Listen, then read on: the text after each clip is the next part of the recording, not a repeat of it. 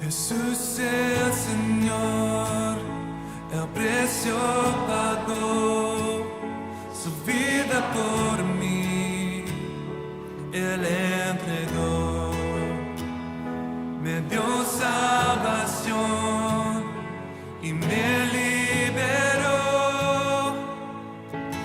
En el Calvario venció.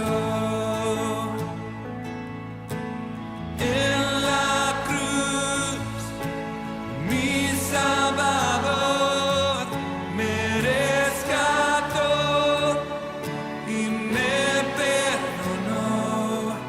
La gloria le doy, pues mi culpa y dolor en el Calvario venció. No existe poder ni autoridad que de su amor me pueda apartar. Su fidelidad nunca me fallará. En el Calvario venció.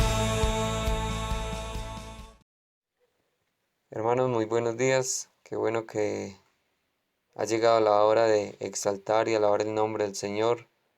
Hoy en esta mañana, pues, como iglesia, eso haremos. Cantarle, alabarle, levantar cánticos al Señor, porque de verdad se lo merece. Pues quiero leer para ustedes el Salmo 145, los primeros 3 versículos que dicen: Te exaltaré, mi Dios, mi Rey, y bendeciré tu nombre eternamente y para siempre. Cada día te bendeciré y alabaré tu nombre eternamente y para siempre. Grande es Jehová y digno de suprema alabanza, y su grandeza es inescrutable. Hermanos, no sé si ustedes, pero yo me siento en deuda con el Señor.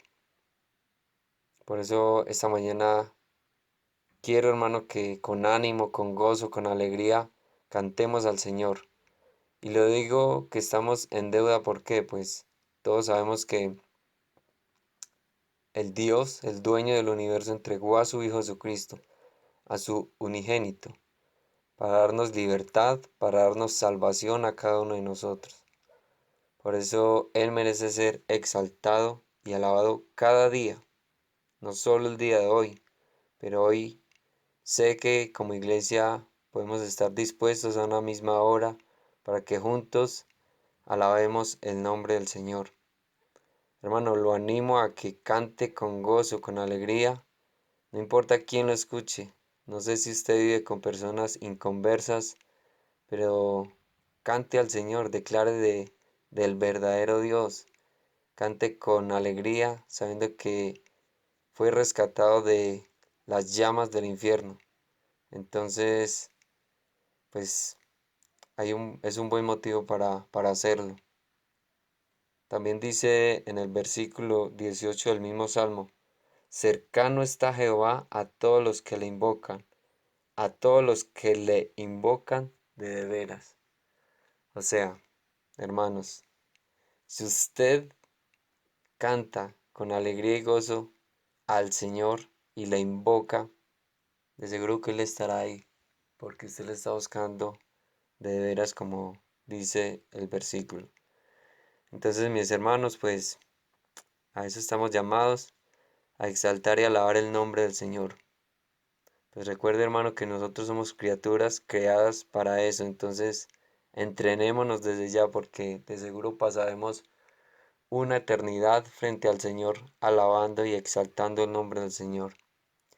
Y de seguro que para muchos dirá: ¿cómo pasaremos la eternidad haciendo esto? Pero cuando nos demos cuenta realmente de dónde nos salvó el Señor, ganas y tiempo nos faltarían para cantarle al Señor. Entonces, con esto, mis hermanos, los dejo y cantemos juntos.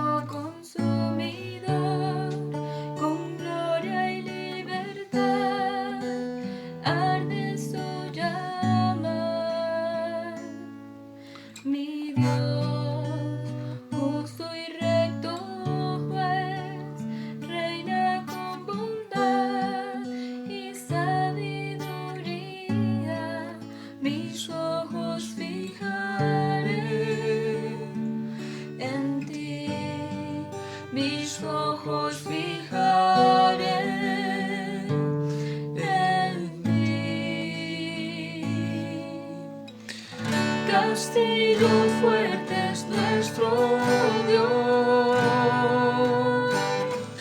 Tu nombre mi refugio es. Tu reino permanecerá. Contigo siempre reinaré. Mi Dios celoso por su pueblo, incomprensible amor y misericordia.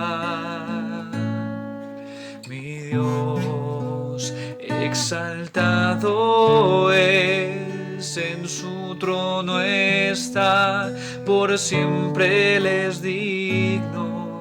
Mis ojos fijaré en ti, mis ojos fijaré en ti. Castillo fuerte es nuestro Dios, tu nombre mi refugio es. Tu reino permanecerá. Contigo siempre reinaré. Mis ojos fijaré en ti. Mis ojos fijaré en ti. Para poder confiar en ti. Señor, yo confiaré en ti. Castillo fuerte es nuestro Dios, tu nombre mi refugio es. Tu reino permanecerá. Contigo siempre reinaré. Castillo fuerte es nuestro Dios, tu nombre mi refugio es. Tu reino permanecerá. Contigo siempre reinaré. Contigo siempre reinaré. Contigo siempre reinaré.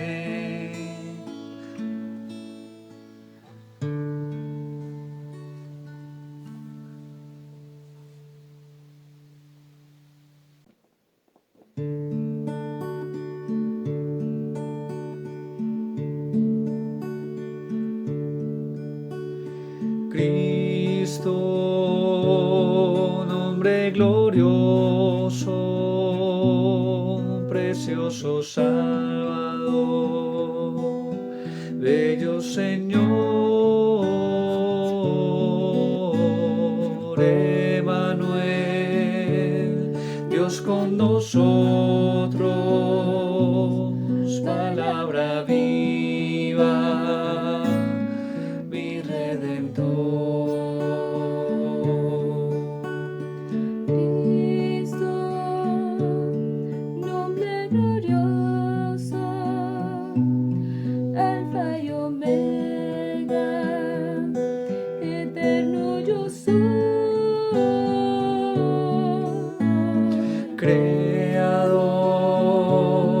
omnipotente, Rey de los siglos, el gran vencedor.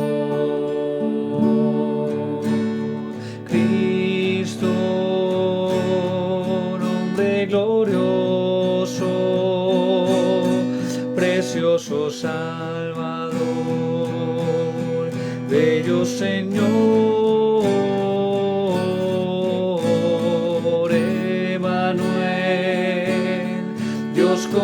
nosotros,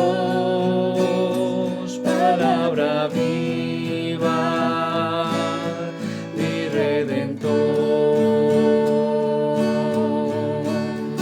Cristo, nombre glorioso, Alfa y Omega, eterno yo soy. Creador omnipotente, Rey de los siglos, el gran vencedor.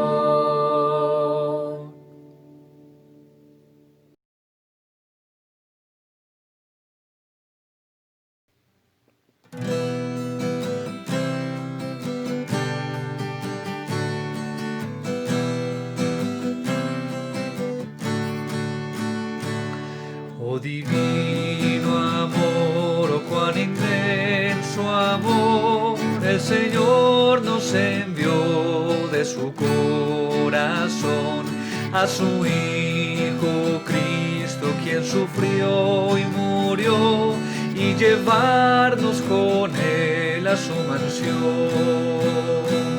Sufrió por ti, sufrió por mí, vertió su sangre carmesí en aquel Calvario sobre una cruz. Jesucristo murió por mí.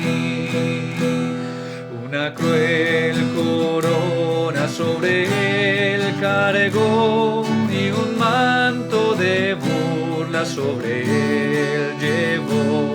Venció la muerte con poder y ahora vive por siempre para salvar. Sufrió por ti, sufrió por mí, vertió su sangre carmesí en aquel Calvario sobre una cruz. Jesucristo murió por mí. Oh pecador, ven y cree en él, su gracia recibe por la fe. Despierta, escucha su llamar, para todos habrá lugar. Sufrió por ti, sufrió por mí, vertió su sangre carmesí en aquel Calvario sobre una cruz. Jesucristo murió por mí. Jesucristo murió por mí.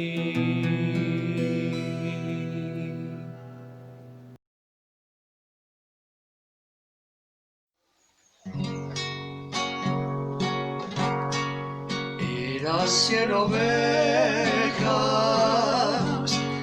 las de su rebaño. Eran 100 ovejas que amante cuidó, pero una tarde, al contarlas todas, le faltaba una y triste lloró. Las 99 dejó en el aprisco y por la montaña a buscarla fue. La encontró llorando, temblando de frío, ungió sus heridas, la cargó en sus hombros y al redil volvió. esta antigua historia vuelve a repetirse. Hay aún ovejas que rabundas van con el alma rota, van por los collados, temblando de frío, vagando en el mundo, sin Dios y sin luz. Pero todavía existen pastores que por la montaña a buscarlas van, y cuando las hallan las traen al camino bueno, la verdad y vida, que es Cristo el Señor. Si tú eres un alma que sufre de angustia, de sentirse sola, en cruel doblez, hoy te traigo nuevas de gran gozo. Es el Evangelio que salva y redime y te da la luz. Sea en la montaña o en la cumbia este, ya fuera en el valle o en abismo cruel, Cristo el buen pastor quiere pastos verdes, confortar tu alma, vendar tus heridas y darte la paz. Confortar tu alma, vendar tus heridas y darte la paz.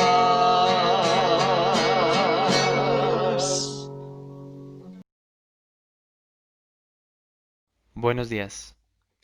Continuamos entonces con uno de los momentos más importantes que como hermanos, como iglesia congregada en el nombre de nuestro Señor Jesucristo, podemos tener, y es la Cena del Señor. Es emocionante y alentador ver cómo los primeros creyentes en Hechos, que nos mencionan en Hechos capítulo 2, perseveraban en muchos temas, y ver que entre ellos perseveraban en el partimiento del pan, y que 2000 años más adelante estemos aquí nosotros congregados como hermanos, perseverando en el partimiento del pan y en la cena del Señor, aún con dificultades a nivel mundial, a nivel personal, con diferentes situaciones que cada uno de nosotros tengamos. Es alentador ver que cada uno de nosotros, o la mayoría de nosotros en estos momentos, tiene un pedazo de pan y un poco de vino o de zumo de uva al frente, y vamos a compartir y a disfrutar de estos símbolos que no los pusimos nosotros, que el mismo Dios Todopoderoso que nos creó a cada uno de nosotros lo instauró para que nosotros podamos recordar aquella obra que Cristo hizo por cada uno de nosotros, y para que podamos realmente con humildad darle el reconocimiento que merece por esa obra que Dios hizo por cada uno de nosotros. Así que es de alegría, es de bendición poder perseverar esta mañana en la cena del Señor, poder disfrutarla y poder compartirla con cada uno de ustedes. Recordemos que este tiempo de la Cena del Señor enfatiza la comunión entre Cristo y los suyos, es decir, la Iglesia, nosotros, aquellos que hemos decidido aceptar a Cristo y hemos decidido recibir el perdón por medio de la obra que Jesús hizo por cada uno de nosotros. Y la Cena del Señor es una invitación que Dios nos hace a nosotros para que asistamos como invitados, siendo el actor principal Dios, Jesús, aquel que hizo esa obra por cada uno de nosotros. Así que es bueno que vayamos a la fuente y veamos cómo fue que se puso para que se hiciera la cena del Señor, cómo Dios a través de Cristo instauró la cena del Señor. Así que vamos a Lucas capítulo 22 y allí le invito a que leamos a partir del versículo 14. Lucas 22, 14. Dice: Cuando era la hora, se sentó a la mesa y con él los apóstoles, y les dijo: Cuánto he deseado comer con vosotros esta Pascua antes que padezca, porque os digo que no la comeré más, hasta que se cumpla en el reino de Dios. Y habiendo tomado la copa, dio gracias y dijo: Tomad esto y repartidlo entre vosotros, porque os digo que no beberé más del fruto de la vid hasta que el reino de Dios venga. Y tomó el pan y dio gracias y lo partió y les dio diciendo: Esto es mi cuerpo que por vosotros es dado. Haced esto en memoria de mí.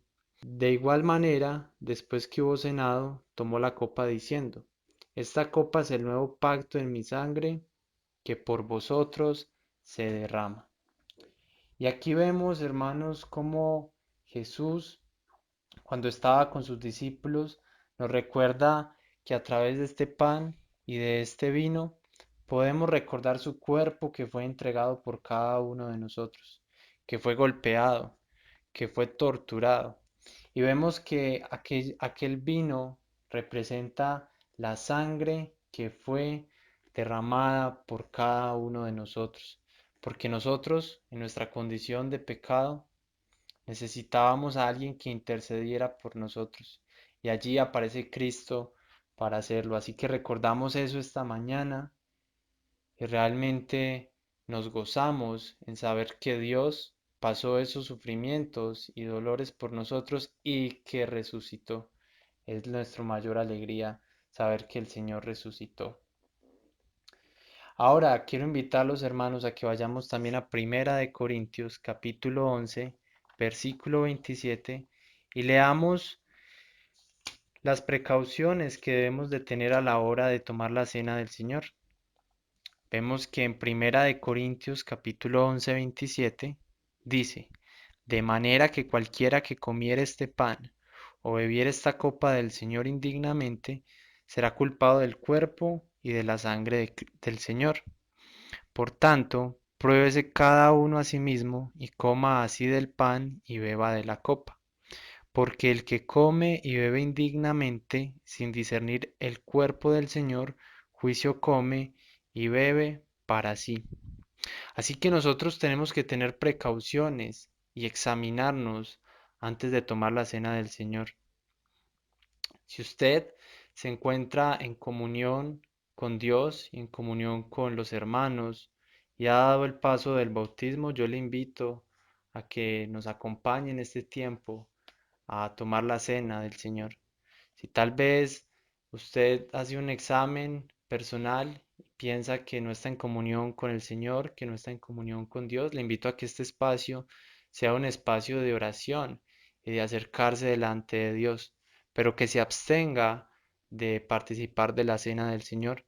Vimos que se habla de un juicio y este juicio no es de los hombres porque nosotros no podemos hacer eso, pero es un juicio que es celestial, es un juicio de Dios y debemos de tener cuidado y examinarnos cada uno de nosotros antes pues de consumir esta cena. Así que les invito, hermanos, a que en actitud de oración, de reverencia delante de Dios, oremos y pongamos este tiempo en manos del Señor para que Él permita que sea de bendición y de adoración hacia Él. Así que vamos a orar. Señor, te damos gracias, Padre, por este día que nos das. Gracias porque nos permites acercarnos delante de ti para conocerte, para buscarte, Señor, para recordar aquella obra que tú hiciste por cada uno de nosotros.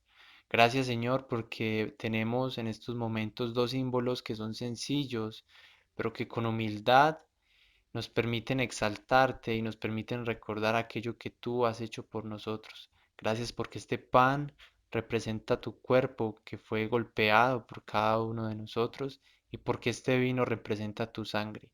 Gracias, Señor, porque estos símbolos nos recuerdan esa necesidad que tenemos de un Salvador, de alguien que pague por nosotros, por nuestros pecados.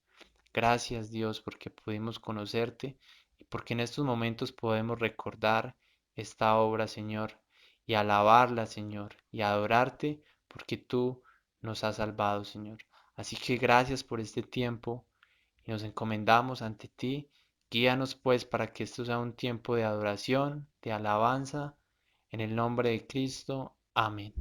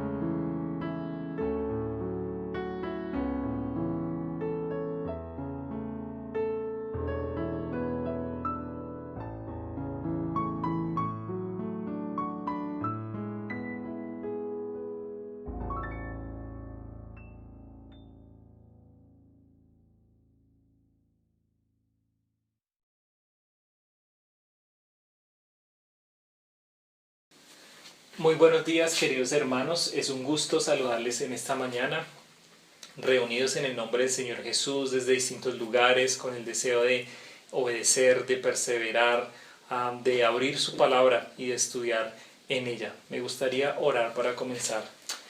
Bendito Dios de los cielos, grande eres tú, exaltado, excelso por sobre todo. Te doy gracias por tu palabra, gracias por dejárnosla, gracias por Jesús, nuestro gran Salvador. Gracias por ese varón de dolores. Gracias, oh Dios, por dejarnos ejemplo en todo, aún en la tentación. En el nombre de Él oramos. Amén. Bueno, y ejemplo de tentaciones, porque vamos a hablar en el día de hoy acerca de esto. Cuando Jesús es puesto a prueba. Es un título que me parece adecuado para el día de hoy, para esta enseñanza. Luego de que Jesús es bautizado, viene la tentación. Y sucede normalmente mucho en la vida cristiana. Una persona da ese paso de obediencia y luego de eso viene una prueba. Algunos desafortunadamente no obedecen, no siguen al Señor y se alejan de la iglesia, ¿no? Cuánto debemos estar preocupados y animándoles a ellos a perseverar en esta vida que comienza, en esta vida cristiana. Bueno, podemos identificar la tentación, la prueba, desierto. Hay algunos que hablan inclusive de tribulaciones.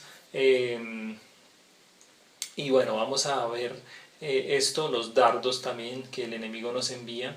Definimos rápidamente la tentación. Nunca viene de parte de Dios, es un tropiezo. La idea es que uno caiga y no se levante. A diferencia de la prueba, es como un obstáculo en el atletismo. La idea es que tú la pases y cuando la pases, entonces tu ánimo, tu fe pueda crecer, tu confianza en el Señor. También está el desierto. El desierto es un tránsito en la vida del creyente. Un ejemplo para entender esto es el pueblo de Israel.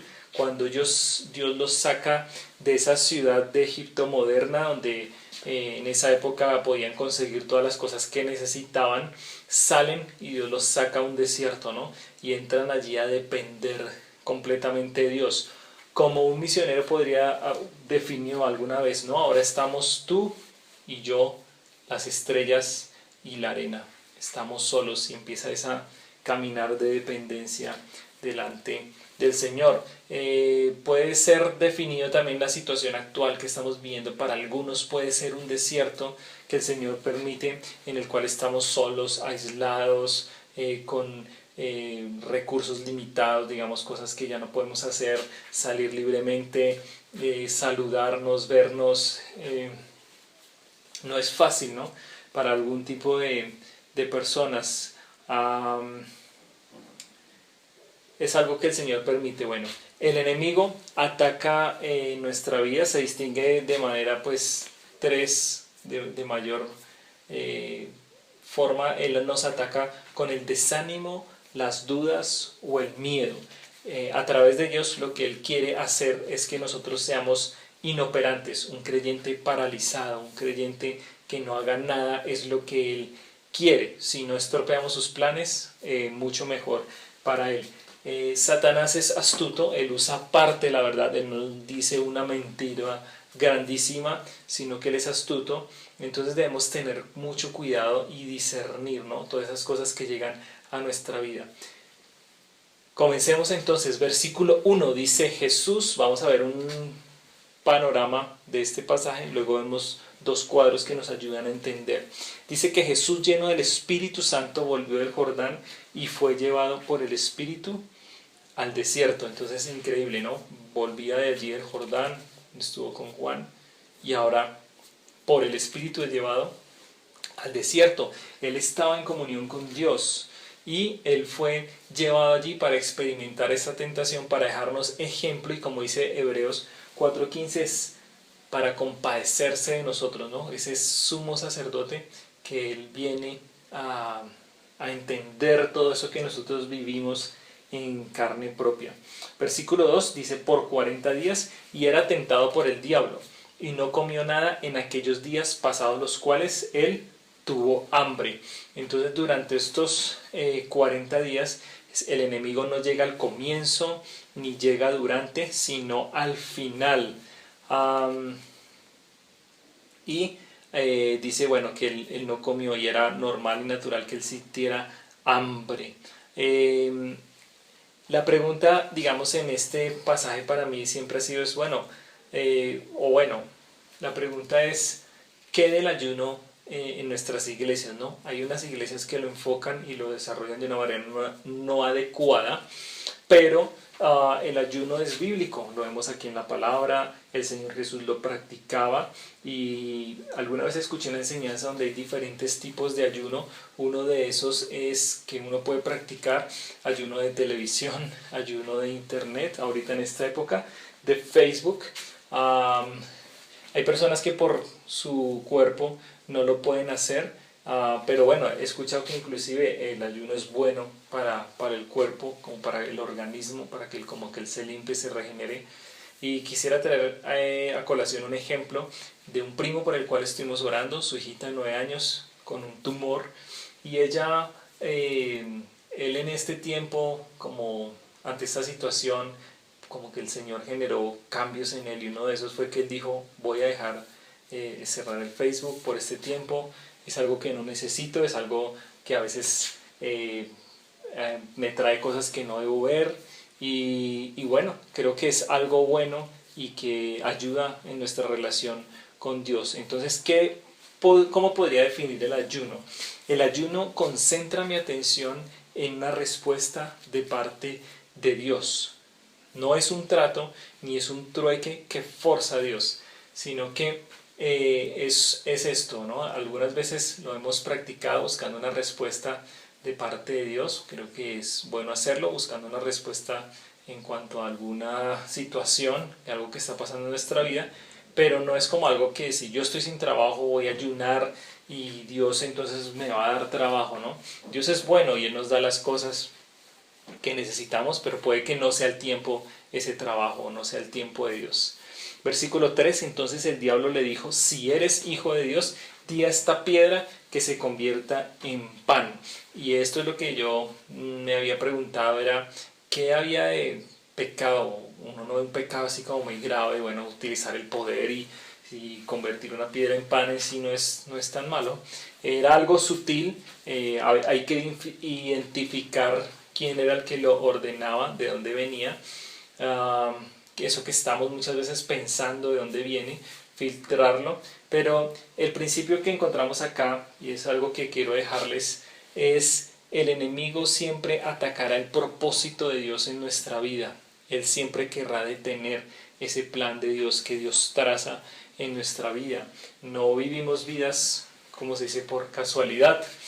Miran el ejemplo en la vida de José, ¿no? Con la esposa de Potifar, Dios tenía un plan, pero el enemigo quería truncar eso y envía esa tentación con una mujer que era llamativa y no era fácil, y día a día, entonces él huyó, que es lo que la Biblia nos dice, ¿no? La respuesta que encontramos allí ante este pecado, esta tentación, es huir.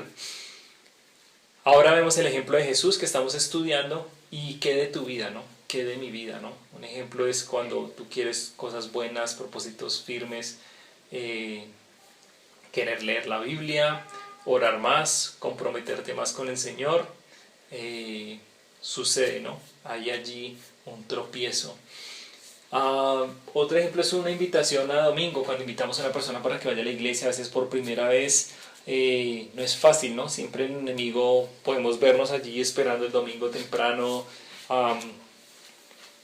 antes del servicio, y la persona no llega, y bueno, hasta uno le dan ganas de decirle, y de hecho lo hemos hecho. No va a ser fácil, ¿no? Cada vez que te acerques a Dios hay tropiezos. Cuando queremos acercarnos a Dios hay alguien que se opone. Versículo 4.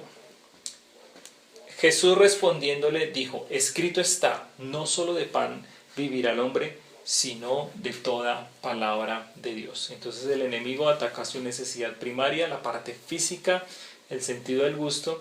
Y bueno, ¿y cuán fuerte es esto, no? ¿Cuán fuerte puede ser el hambre? Hay un caso curioso en la palabra de Dios, y es curioso porque bueno, no alcanza uno completamente a entender lo que sucedió allí. Está en el libro de Génesis, o sea, ¿por qué se dio esta situación?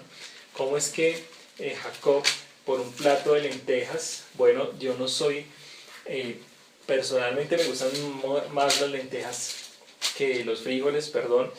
En Génesis 25:30 dice: dijo a Jacob: te ruego que me des de comer de ese guiso rojo, pues estoy muy cansado.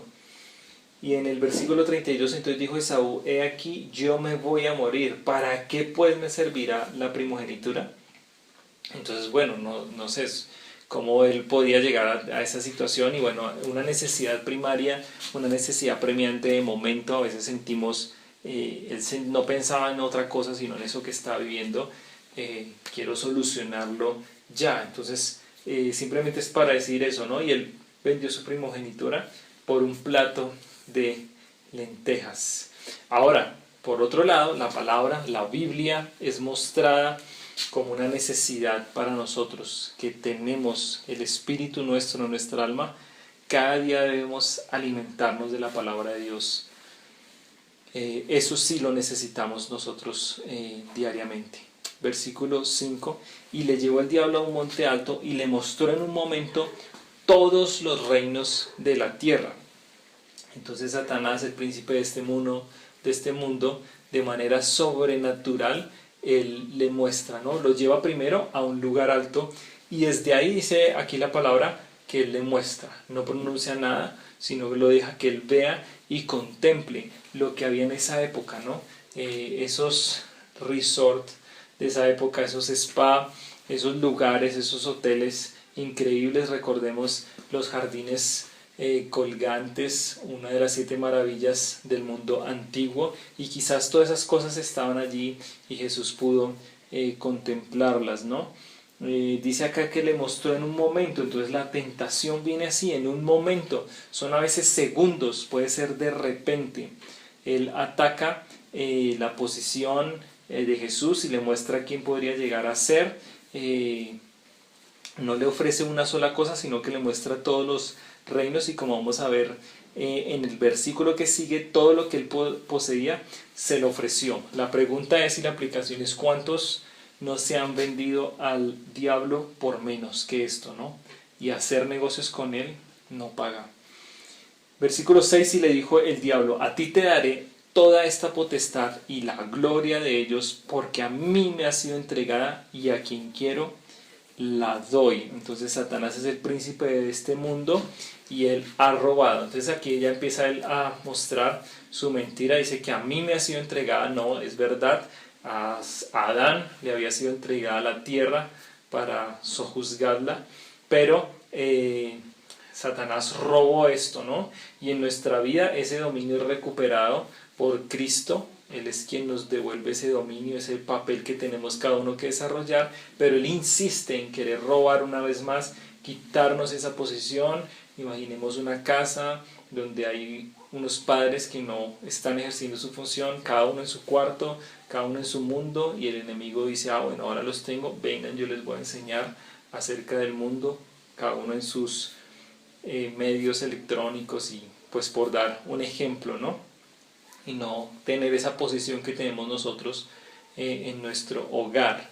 Entonces, a quien quiero la doy, dice acá. Entonces, a quien me sirve, de quien saco provecho, quien me ayuda para que muchos se pierdan. Y eso es lo que sucede en el mundo. Así es como funciona ese sistema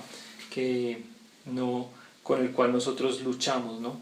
Versículo 7 dice: si tú postrado me adorares, todos serán tuyos. Entonces esa gloria era lo que él le ofrecía, que pudimos ver allí. Él debía adorar y tendría una recompensa pasajera. Había un intercambio, ¿no? Ese Dios tuyo no es como yo soy mejor, ¿no? Cambiar su fe, su religión, su devoción, ¿no? Era como: finalmente ríndete y ríndeme adoración. No tienes por qué pasar por esto. Versículo 8, respondiéndole Jesús le dijo: vete de mí, Satanás, porque escrito está: al Señor tu Dios adorarás, a Él solo servirás. Y bueno, creo la verdad que Satanás no tenía salida con el Señor. La palabra de Dios le hace a él infranqueable y más aún imposible de vencer. Entonces el Señor Jesús estuvo allí para vencer, para ayudarme, ayudarte a ti, a mí en la tentación, y darnos ejemplo, cómo es la salida, cómo podemos salir de esa tentación. Versículo 9, y le llevó a Jerusalén y le puso sobre el pináculo del templo y le dijo, si eres hijo de Dios, échate aquí abajo. La segunda vez que lo lleva a un lugar alto, le lleva a un templo, no cualquier templo. Recuerden que los discípulos admirados preguntaron, le dijeron a Jesús, ¿qué piensas de esto? ¿No? De algo tan grande, tan majestuoso de esa época, esa construcción, el centro, digamos, de la adoración allí en Israel. Y dice que si eres hijo de Dios, ataca la posición de Jesús, a lo que él venía, el propósito por el cual él estaba acá, échate aquí abajo. Recuerden donde él estaba y le muestra, ¿no? Hacia abajo. Entonces, estos procesos de tentaciones es un proceso y va como en ascenso, cada vez es más difícil, cada vez hay más estrategia, cada vez va como a lo más profundo, en lo que lo sostiene al Señor Jesús, ¿no? Su confianza y su relación con el Señor. Él quiere derribar esto, ¿no?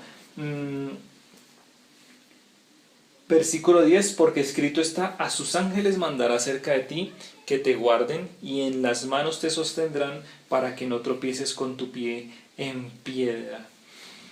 Bien, esto la verdad no iba a suceder. ¿Por qué no iba a suceder? Bueno, vamos a verlo bien. Él está torciendo la palabra de Dios. Este es un pasaje que es conocido en la Escritura, el Salmo 91, el cual es un salmo de esos preciosos que cantamos y que podríamos memorizar. El que habita al abrigo del Altísimo morará bajo la sombra del Omnipotente. Este salmo precioso dice en el versículo 10 y habla acerca de esa protección que Dios promete: no te sobrevendrá mal, ni plaga tocará tu morada, ahorita en este tiempo en que vivimos. Pero no es como, digamos, como algo que se reclama, ¿no? Versículo 11, pues a sus ángeles mandará cerca de ti, que te guarden en todos tus caminos. Versículo 12, en las manos te llevarán para que tu pie no tropiece en piedra. Entonces él estaba torciendo la palabra no dice eso, que yo entonces hago esto para que usted haga esto, y es como forzar a Dios. Jesús lo llama como tentar a Dios. Acá dice, bueno, ¿qué es lo que yo creo? No iba esto a suceder porque no podemos ordenarle algo que no es correcto a Dios. Era como decirle a él, bueno, yo hago esto y tú ahora estás obligado a hacer ahora esto. Yo soy quien dirige. Darle como órdenes a Dios, ¿no? Respondiendo Jesús le dijo, dicho está, no tentarás al Señor tu Dios. Entonces sería como pedirle a Dios que haga algo que él no debe. Este tema es un poco complejo ahorita, personas que no estiman la vida, ¿no? ¿Qué dice Dios? Hay varios versículos, me tomé la tarea de revisar algunos que hablan acerca de esto. Uno se encuentra aquí en Génesis al comienzo, dice Génesis 2:7, dice, entonces Jehová Dios formó al hombre del polvo de la tierra y sopló en su nariz aliento de vida, y fue el hombre un ser viviente. Mira la manera tan especial como Dios crea al hombre. Lo creó todo con su palabra, pero con el hombre hizo algo especial, ¿no? Dice que sopló en su nariz aliento de vida. ¿Cuánto vale la vida, no? ¿Cuánto valemos cada uno de nosotros? Cada hombre, como cada vez que respiramos es porque Dios ha soplado aliento, Él mismo, el Creador, lo más grande en cada uno de nosotros. Entonces, ¿cuánto debemos apreciar la vida? Hay otro pasaje aquí en Levítico 19:18, donde dice la palabra del Señor, no te vengarás ni guardarás rencor a los hijos de tu pueblo, o sea, de tomar venganza, sino amarás a tu prójimo como a ti mismo, yo Jehová. Entonces, tan hermoso dice la palabra del Señor. Jesús lo usó también allí en Mateo 5, amarás a tu prójimo como a ti mismo. ¿Te amas a ti mismo? Debemos amarnos, es lo que Dios dice. La vida, el cuerpo que Dios nos ha dado, cómo Él nos hizo, cómo Él nos formó a cada uno de nosotros. Y versículo 13 dice, cuando el diablo hubo acabado toda tentación, se apartó de él por un tiempo. Entonces con esto yo quisiera acabar. No sabemos cómo fue que el enemigo siguió tentando al Señor o cuántas tentaciones Él tuvo que enfrentar. Cómo Jesús contó eso a sus discípulos, que Él estuvo allí en ese desierto. Cómo fue que nos llegó esto aquí de primera mano de parte de Él, ¿no? Pero dice que se apartó de Él por un tiempo. Quiere decir que Él después volvería, y lo vimos más adelante en la sinagoga con el endemoniado Gadareno. Y hay una actividad en ese momento, de una esfera espiritual que se mueve muy grande. Algunos dicen que sí, que no hay que congregarse ni nada de esto, pero el Señor Jesús nos muestra que Él fue a la sinagoga y sin embargo allá estaba el enemigo obrando. Bien, entonces me gustaría que viéramos un cuadro, lo vamos a ver ahorita en la pantalla, donde podemos analizar esto de manera más, digamos, un poco más profunda. Y este cuadro nos muestra entonces 3 áreas en las que Jesús fue tentado. Estas 3 áreas son interesantes. Hice unos gráficos ahí para poderlo entender. La primera tentación, la segunda y la tercera, las piedras, los reinos y el templo, que fue donde Él le llevó. Entonces la debilidad de los hombres, en un campamento de hombres enseñaban las 3 Fs, que son como las debilidades por las cuales un hombre puede caer. También una mujer puede caer por medio de esto, pero nos enseñaban a ellos. El primero era las faldas, entonces tiene que ver como con lo que el Señor Jesús está viviendo, el pan, la debilidad física, la carne, los reinos, la fortuna, y el templo, la fama. Era el tirarse a cierta hora del día, concurrido, un lugar, un espectáculo en esa época, y ver que unos ángeles lo protegen a él, ¿no? Supuestamente, ¿no? Era la oferta. La provisión, entre comillas, lo que él está ofreciendo, entonces un pan para saciar esa necesidad que él tenía. No era el momento. La segunda es la gloria o el poder, al ver esos reinos, todo lo que ellos tenían, y estaba satisfaciendo esa ambición de pronto en la persona pues humana del Señor Jesús. Y la otra parte en el templo sería ese reconocimiento o descanso, ¿no? El reconocimiento de que todo el mundo lo vea, miren esa persona, ese cuidado que Dios tiene de él, y el descanso inmediato, ¿no? Si no era una cosa, era lo otro, ya paraba allí. 3 enemigos en el creyente, entonces la concupiscencia o carne, el mundo, que es mostrado a través de los reinos, y Satanás, que le tienta. Y también pues lo podemos ver cuando él le dice: si postrado me adorares, hablando de los reinos, pero él tuvo un enfrentamiento directo con Satanás. El campo visual me parece que es muy importante en esta enseñanza, como él a través de los sentidos, y podemos aplicarlo a nuestras vidas. Él dice: esta piedra, quizás no cualquier tipo de piedra, una piedra del desierto, lisa, muy parecida, y recuerden la situación de él, el cansancio, el agotamiento, y ver esa piedra ahí era como algo fácil, o sea, lo puedes hacer, convierte esta piedra en pan. Dice acá los reinos, le mostró todos los reinos de la tierra, recuerden, primero les muestra, luego habla, pero él pudo contemplar lo de esa época. Y aquí en el templo, como lo dijimos, le puso en un lugar alto y a la vez miró hacia abajo, y lo dice la palabra, arriba y mirar abajo. También algo fácil, tírese, váyase y termine con esta situación ahora. La orden o acción, entonces de manera clara, que era lo que tenía que hacer él. El verbo: di a estas piedras, entonces decir, postrado me adorares, entonces póstrate, y échate de aquí, lánzate, era lo que tenía que hacer, decir, postrarse y lanzarse.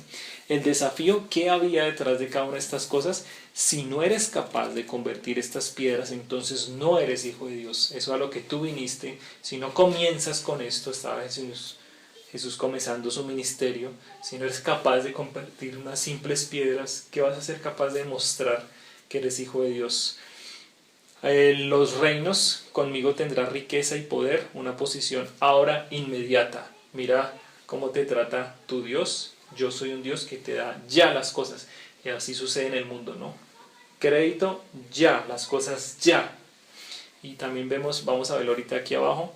Dice el tercero: si eres hijo de Dios, échate y muestra el cuidado y protección que Dios tiene por ti. como les decía, eso iba en ascenso y detrás de esto habían cosas muy fuertes. El reto que él tenía, en el primero le reta su poder a convertir y también su necesidad física. En el segundo reta su fe y perseverancia, porque Dios le iba a dar reinos al Señor Jesús, lo puso sobre todo, Él es quien va a juzgar, no hay cosa creada que no vaya a doblar la rodilla delante de Él. Hay una adoración celestial especial allí en Apocalipsis al único digno, pero no era el momento, ni eran esos los reinos. Jesús dijo, mi reino no es de este mundo, ¿no? Y el tercero dice su confianza en Dios. Entonces, ¿cómo él podía confiar en Dios en este momento, más adelante en la muerte, ¿no? En Getsemaní. Tercero, la respuesta, no solo de pan vivirá el hombre, quiere decir que lo físico no lo es todo. La segunda, al Señor tu Dios adorarás, a Él solo servirás. Entonces un solo Dios y un solo mediador, nos dice la palabra de Dios, el sometimiento que nos muestra el Señor, y nosotros nos debemos someter al Señor. No es todo lo que yo quiero ahora y ya como un niño, sino que debo someterme a Dios en el tiempo, en su voluntad. Y el tercero, no tentarás al Señor tu Dios, tiene que ver con discernir la palabra de Dios, con conocerla, tenerla en la mente y en el corazón. No es, Satanás le sacó la palabra, y cuántas personas ahorita son engañadas así, están en malas iglesias, en religiones equivocadas, y es porque no disciernen la palabra que Dios nos dejó, ¿no? Y esto es en cuanto a los ángeles. Entonces, algo interesante, y para ir concluyendo, entonces es las ayudas que tenemos nosotros en cuanto a esto. Tenemos unas ayudas que Dios nos ha dado, ¿no? La primera es resistir. La palabra de Dios nos dice que resistamos al diablo. En primera de Pedro 5:9, en cuanto a la tentación sexual, nos dice que huyamos. Lo vimos en la vida de José. El segundo es la palabra de Dios. Creo que es la enseñanza central. Es la que hace infranqueable la tentación. Quiere decir que la tentación no puede contra la palabra de Dios. La palabra de Dios vence a la tentación. Imagínense todo esto que le decía Satanás, pero Jesús tenía totalmente claro quién era Dios, su posición, cuándo esperar lo mejor de Dios, ¿no? La parte 3 es ser llenos del Espíritu Santo. Dice ahí al comienzo del pasaje, aquí en Lucas, que el lleno del Espíritu Santo fue allí al desierto y fue tentado, pero no me imagino que sería atravesar esto en debilidad, ¿no? Sin estar uno lleno del Señor. Entonces debemos estar llenos. La palabra de Dios lo coloca también como una orden.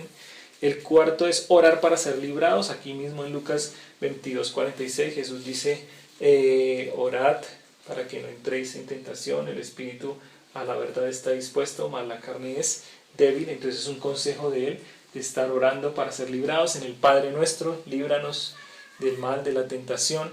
En la parte 5 es la alabanza. La alabanza es algo que podemos experimentar. No sé cómo va a ser tu semana, cómo va a ser el día de mañana, el lunes, pero el Salmo 60, me gustaría leerlo, que es precioso. Nos dice también cómo enfrentar esas batallas, esas guerras que tenemos. Y muchas veces es esto, concentrarnos en Dios, en sus atributos, en quién es Él. Versículos 11 y 12 dice, danos socorro contra el enemigo, porque vana es la ayuda de los hombres. En Dios haremos proezas y Él hollará a nuestros enemigos. ¿Quién es el que pelea? ¿Quién es el que ponemos adelante? Al Señor, a su voz, su palabra. Y cuando nosotros a veces entra el desánimo, poder estar cantando acerca de Dios, acerca de lo que Él es, eso nos va a nosotros llenando nuestra mente, nuestro corazón, y nos va colocando una perspectiva adecuada, no en las noticias, no en las cosas que están sucediendo en el futuro, en mis pensamientos que divagan, sino en el Señor, quien todo lo puede, quien es todopoderoso. Y el último es el escudo de la fe. Efesios 6:16, acerca de la armadura de Dios. Dios nos ha dejado desprovistos. Dice, sobre todo, tomad el escudo de la fe, con que podáis apagar todos los dardos de fuego del maligno. Este sobre todo es muy interesante. Entonces es la prenda más valiosa de la armadura, y esto es la que debemos tomar esta prenda por sobre todo el escudo. Ese escudo de la fe es esa decisión de fe del creyente, es la que desviará con éxito a los ataques de Satanás.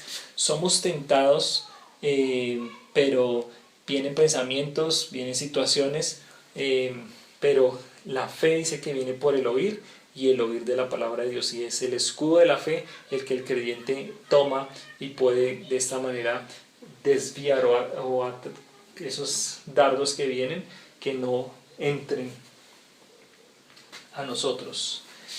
Entonces, para concluir, mis hermanos, puedo decir que Satanás, al igual que en Edén, él nos mostrará lo que no tenemos y nos invitará a obtenerlo.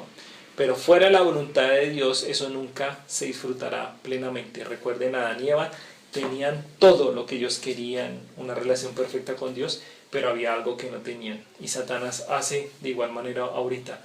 Puedo tener una esposa, unos hijos, salud, juventud, una casa. Y él dice, pero no tienes esta camioneta, pero no has ido a tal lugar, pero no tienes a esta mujer que no te pertenece. ¿Quieres tenerla? Entonces allí es donde él debe estar el poder de la palabra de Dios, que es la mayor autoridad. Jesús no razonó, sino usó lo que Dios decía, se sometió a ella y a Dios. Qué precioso y qué bello Salvador tenemos a nuestro Jesús, quien enfrentó la tentación allí en este desierto. Alabado sea su nombre. Para orar, Salmo 147, hablando acerca de Dios, acerca de Jesús. Me gusta este atributo o cómo lo describe aquí en los Salmos.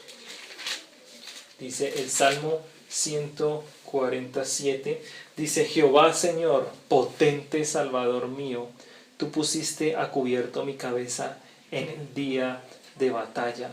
Y ese es el Señor, ese es Jesús, nuestro potente Salvador. Oremos. Padre, Jesús en la cruz dijo: en tus manos encomiendo mi espíritu. Era el momento en el que él se veía ir y se encomendó a ti, Señor. No a estos ángeles que Satanás decía que en sus manos le iban a sostener, Señor. Gracias por ser este potente Salvador nuestro. Gracias por estos ejemplos preciosos, por tu palabra, porque nos das las herramientas para vencer, Señor. Ayúdanos, por favor, Señor, a vencer. Ayúdanos a ser fuertes en ti, a tener en cuenta estas ayudas, estas provisiones que tú das. Alabado sea tu nombre en este día, en esta semana, en nuestra vida. Amén. Muchas gracias y una feliz semana.